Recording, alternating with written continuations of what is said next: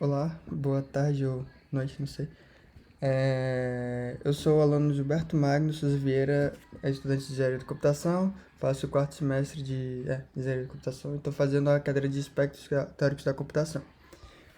E o trabalho que tivemos nesse semestre foi de fazer um artigo incluindo alguns dos temas. O tema que eu acabei escolhendo foi o tema de autômatos de pilha.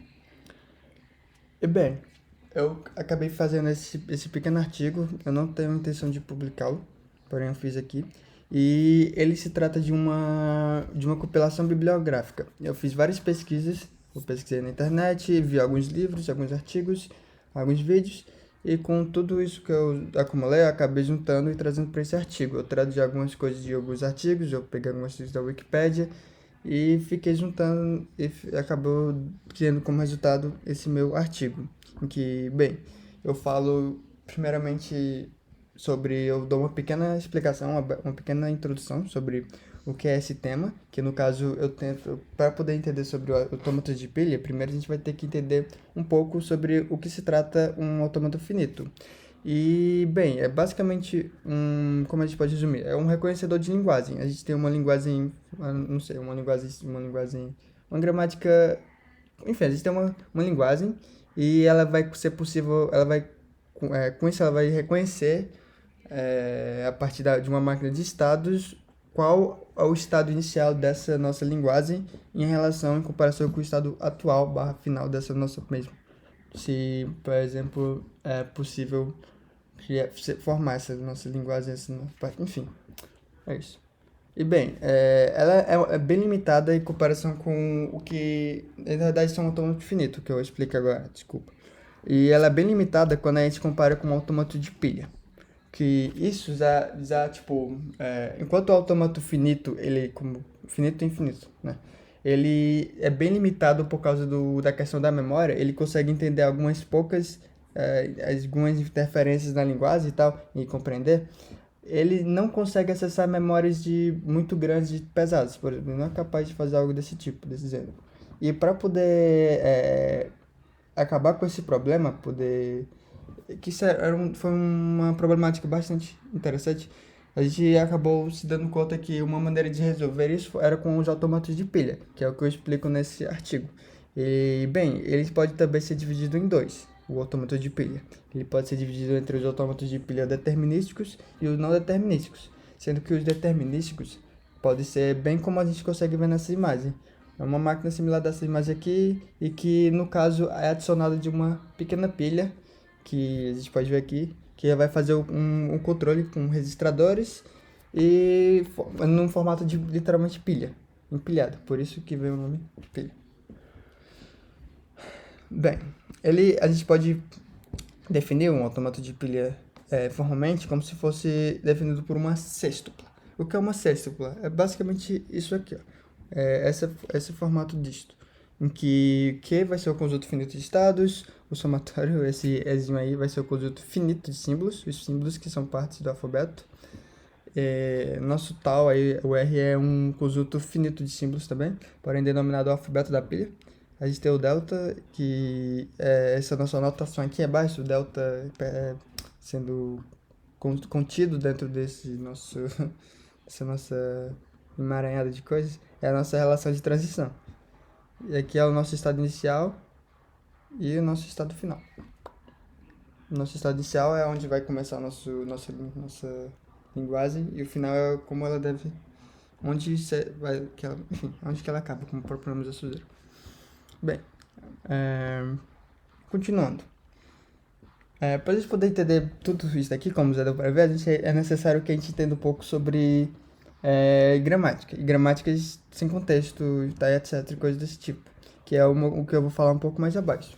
Mas, bem, não vamos tratar disso agora, vamos então explicar um pouco. Por exemplo, eu dou também alguns exemplos nesse artigo. Eu dou um exemplo de um autômato de pilha, e que, no caso, o tamanho dele seria limitado com o alfabeto de entrada. E, tipo, uma das problemáticas. Tipo, como que eu posso explicar? Enfim, eu vou pular aqui, eu estou com dificuldade de explicar agora. Se eu lembrar, eu volto e explico. Bom, qual é o objetivo desse meu artigo? Bem, o objetivo por trás dele se trata basicamente de eu poder, como propor uma compilação bibliográfica, trazer um pouco dos conhecimentos que outros artigos, outros conteúdos, outras pessoas já possuem sobre o assunto e poder juntar tudo isso aqui, para quem quiser, tipo, ter uma noção para poder explicar o tema e quem quiser ler esse artigo ou consumir o conteúdo desse artigo, poder ter uma noção já básica do que se trata o tema e poder, já que eu explico um pouco acima de tudo. Não tão aprofundado, mas explico um pouco. E bem, quais são as motivações? As motivações são as seguintes.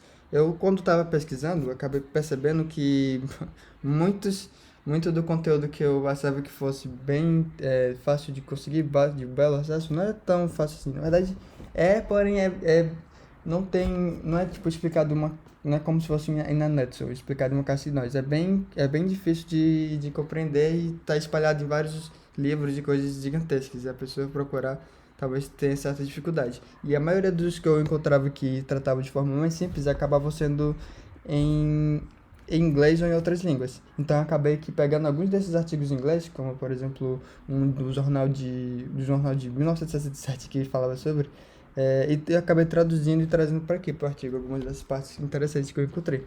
E que eu acho que podem ajudar os alunos que pretendem, sei lá, conteúdo de computação, que querem aprender um pouco mais e tal, e na área ou que estão precisando, que saiba, até mesmo fazer um trabalho como esse, eles podem encontrar esse artigo e podem ajudar nesse processo de aprendizagem deles. Terem menos dificuldades, como eu tive. Bom, quais foram... Por que eu posso falar agora mais da parte de matérias e métodos? Bem, autômatos de pilha determinísticos. Bem, aqui eu vou explicar bem mais como funciona em si os autômatos.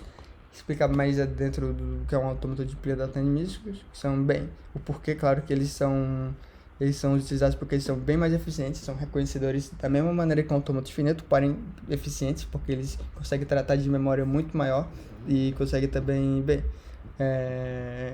também pode se diferir com tanto ser determinístico e não, e bem, eles são bem mais eficientes do que os autômatos de pilha, por isso eles são definitivamente mais interessantes. Aqui eu dou algumas definições. E bem, depois eu vou para a parte do não determinístico e é que eu posso falar um pouco mais que eu falo um pouco mais da diferença entre ambos. É isso. Assim, mas aqui é bastante interessante como funciona o autômato, não é determinístico. A gente tem o controle, o input, a nossa fita armazenada, aqui o jornal de computadores, no Jornal da Computação e Sistemas Científicos de 1967. Foi daqui que eu tirei bastante do que eu falo do artigo. Nesse artigo, principalmente da parte de autômatos não determinístico. Aqui eu entro um pouquinho mais a fundo, explico um pouquinho mais como funciona. Explicação um pouco longa. Então, a segunda parte que é também interessante de citar, que para o entendimento do que é um autômato de pilha, é o que é tratado no autômato de pilha, que são as gramáticas livres de contexto. Que, bom, é uma gramática formal, porém as regras de produção delas vem de um símbolo não terminal até uma cadeia terminal. Em resumo, elas podem ter uma lista de palavras bem longas e tem regras específicas para cada uma delas. E a gente tem, a partir dos autômatos, a gente pode ser capaz de reconhecer se os estados dessas gramáticas, basicamente. Com interferência das máquinas, sem interferência das máquinas de estado. Bem, a gente também tem, verdade, elas também podem ser conhecidas como linguagens livres de contextos, porém elas não são exatamente a mesma coisa, porque, bem, não é possível fazer duas das gramáticas livres de contexto gerar a mesma língua? Bom, esse é um dos problemas para poder igualar uma a outra gramática livre de contexto e uma linguagem livre de contexto, então, por isso que não é afirmável, indecidível, como aqui mesmo cita. As gramáticas livres de contexto surgiram da linguística. Literalmente são palavras, vêm da língua mesmo, inclusive a linguagem natural. Como a gente fala, por exemplo, ser reconhecido por uma máquina, por um autômato. É um desafio bem interessante, mas que a partir das gramáticas, do que a gente decidiu por ser as gramáticas de contexto, ajuda ajuda para a gente conseguir reconhecê-las a partir de um autômato de pilha, um autômato finito. As considerações finais sobre tudo isso é que, bom, esse artigo mas se trata basicamente de uma compilação bibliográfica. Então, o que está aqui não necessariamente foi eu que escrevi totalmente. Eu peguei bastante inspiração de vários outros artigos, Wikipédias, livros e tal, que eu coloco as referências bibliográficas lá mais abaixo. E, bem, é basicamente isso. Eu pesquisei bastante em vários lugares e vi pegando o que eu achava interessante. Deu para entender um pouco várias das coisas, eu aprendi um pouco, mas ainda tem muito pela frente. Mas eu acho que com isso, talvez alguém que possa encontrar esse artigo algum dia futuramente possa dar uma olhada e entender um pouco mais facilmente do que eu tive, porque, bom, como os conhecimentos dessa área são às vezes um pouco largados, é um pouco difícil de compreender sozinho. E, bem, essa nossa cadeira de aspectos teóricos da computação, a gente meio que teve, pelo menos na segunda parte. Na primeira a gente teve algumas aulas interessantes e tal, mas na segunda parte a gente ficou mais solto por causa do artigo, então talvez quem tem dificuldade em pesquisa, como eu tive, talvez tenha um pouco de problemas. Bom, e como eu fiz o trabalho sozinho, eu meio que tive que me virar. Mas tudo bem. No final, acho que deu certo, deu para aprender bastante da cadeira, eu acredito. E acho que esse artigo, apesar de não estar tão completo, ele já pode dar uma ajudinha para quem quiser.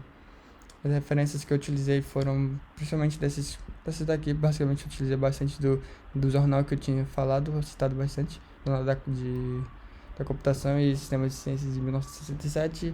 Eu também peguei várias partes do livro do José Newton Vieira, que é o livro Linguagens e Máquinas, uma introdução aos fundamentos da computação. E outras partes também da Wikipédia, porque a Wikipédia sempre acaba ajudando. E, bem, esse é basicamente o meu artigo que eu criei sozinho, né? E eu espero que seja agradável para o senhor e tal. Esse foi o resultado do meu esforço para estar aí, então. Espero que goste. Obrigado.